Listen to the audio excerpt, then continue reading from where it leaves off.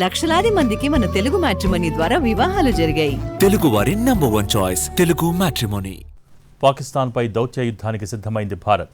పాకిస్తాన్ దుష్ట ప్రయత్నాలను ప్రపంచానికి వివరించేందుకు ప్రతినిధుల్ని పంపనుంది. అందుకు 7 ఎంపీలను కూడా ఎంపిక చేసింది. అయితే ఈ ఎంపిక కాంగ్రెస్లో చిచ్చు రాజేసింది. ఆపరేషన్ సింధూర్తో పాకిస్తాన్ను చావు దెబ్బ కొట్టిన భారత్ దౌత్యపరంగానూ దాయాదికి దిక్కు లేకుండా చేసే ప్రయత్నాలను మొదలుపెట్టింది.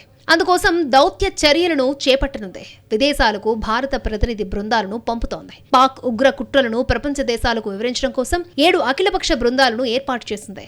ఆ ప్రతినిధుల బృందాలకు నాయకత్వం వహించే 7 ఎంపీల పేర్లను ప్రకటించింది. కాంగ్రెస్ నుంచి తిరువనంతపురం ఎంపీ శశి థరూర్ ఉన్నారు. బీజేపీ నుంచి రవిశంకర్ ప్రసాద్, బాజయంత్ పాండే, జేడీయూ నుంచి సంజయ్ కుమార్ ఝా, డీఎంకే నుంచి కనిమోలి, ఎన్సీపీ నుంచి సుప్రియా సూలే, శివసేన నుంచి శ్రీకాంత్ షిండే భారత ప్రతినిధుల బృందాలకు నాయకత్వం వహించనున్నారు. 7 ఎంపీల నేతృత్వంలో ప్రభుత్వం ఏర్పాటు చేసిన మొత్తం 7 గ్రూపులు 10 రోజుల్లో 5 దేశాలకు వెళ్తాయి. మే 22న విదేశాలకు బయలుదేరి జూన్ మొదటి వారంలో తిరిగొచ్చే అవకాశం ఉంది.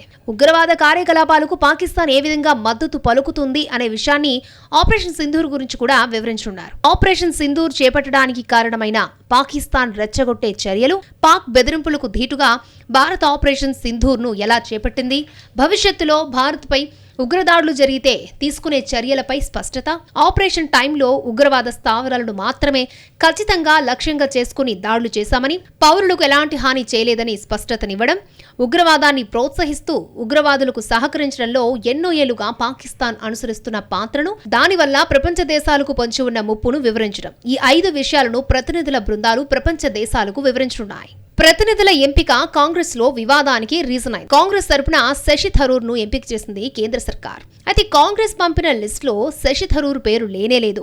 పేర్లు పంపాలని కేంద్ర మంత్రి కిరణ్ రిజిజు మే 16న కాంగ్రెస్ ని కోరగా, అదే రోజున రాహుల్ గాంధీ 4 పేర్లు పంపారు.